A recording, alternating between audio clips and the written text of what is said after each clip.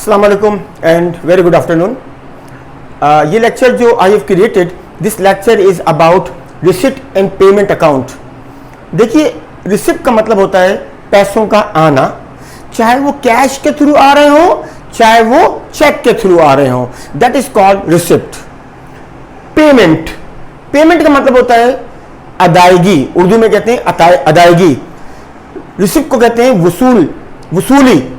सो वसूली करना यानी रिसिप्ट होना कैश का, चाहे कैश नोट्स की सूरत में हो, करेंसी नोट्स की सूरत में हो, चाहे वो चेक की सूरत में हो। जब वो रिसिप्ट होगा तो एक टी शेप का हम एक डॉक्यूमेंट बनाते हैं, एक टी शेप की हम शीट बनाते हैं और हमारे लेफ्ट हैंड साइड पर तमाम किस्म की रिसिप्ट लिख देते हैं।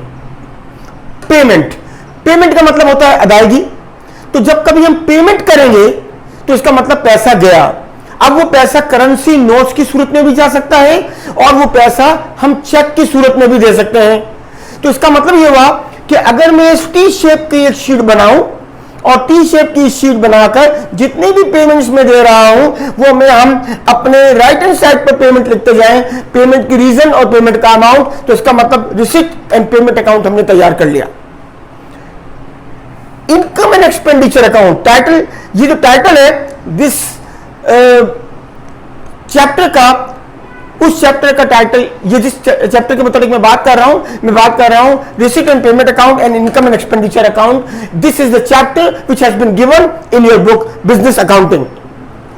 अब इस चैप्टर में जब हम बात करते हैं रिसिप्ट एंड पेमेंट के बाद इनकम एंड एक्सपेंडिचर अकाउंट की, तो इसका मतलब हुआ कि इनकम का मतलब पैसों का आना, ना सिर्फ इतना नहीं बल्कि इसका यह मतलब हुआ कि इनकम उस वक्त रिकॉर्ड की जाएगी जब हम सारी सर्विसेज प्रोवाइड कर देंगे।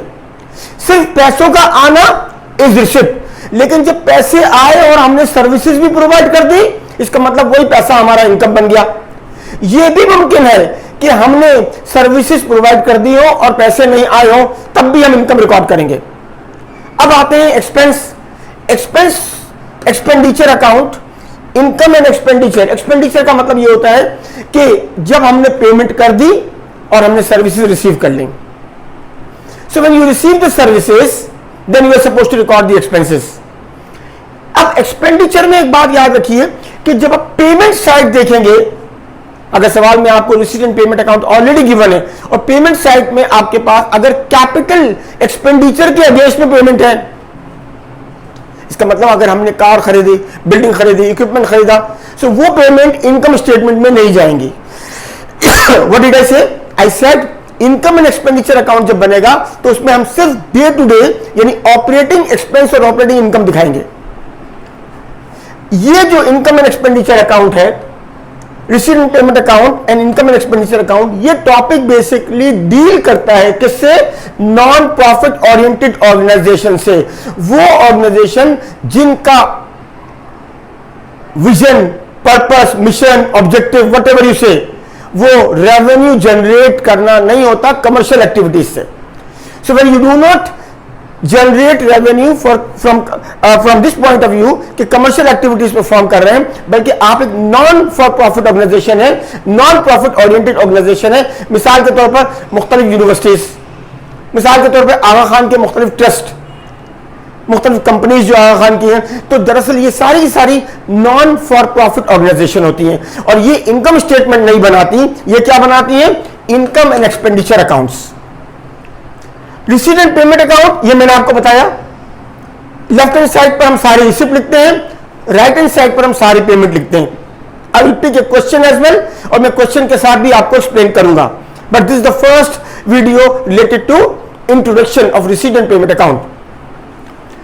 इनकम एंड एक्सपेंडिचर अकाउंट का क्या मतलब हुआ कि आप तमाम किस्म की सारी इनकम को जमा कर लेते हैं अपने पास, जितने भी इनकम हो आपके पास, वन बाय वन, और सारे इनकम का टोटल करके जब सारी एक्सपेंसेस को माइनस करते हैं तो आपके पास जो आंसर आता है वो या तो इनकम आपकी ज्यादा होंगी और एक्सपेंसेस कम होंगे। तो इसका मतलब उस आंसर को हम कहते हैं, जनरली हम क्या कहते हैं? नेट प्रॉफिट, बट यहां हम कहते हैं सरप्लस।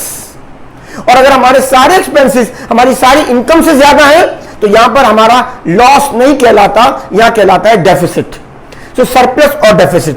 तो इनकम एंड एक्सपेंडिचर में सरप्लस और डेफिसिट को कैलकुलेट करने के लिए what exactly we need to do, we are suppose to calculate all the income minus all the expenses, all income minus all expenses.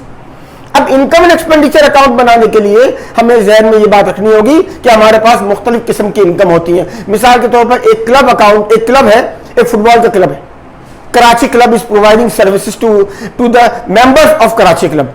हो सकता है कराची क्लब ने कैंटीन भी खोली हुई है, तो अब कराची और जो है तो कराची क्लब में जो भी कैंटीन से रेवेन्यू जनरेट हो रही है वो भी एक किस्म की इनकम है।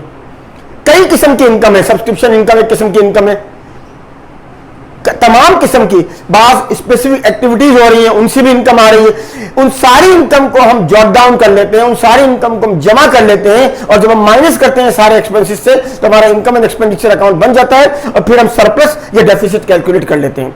This was the introduction of income and expenditure account. मैं आपसे अगली बात जो करूंगा वो बैलेंस शीट के मुतालिक करूंगा नेक्स्ट वीडियो में। Thank you very much.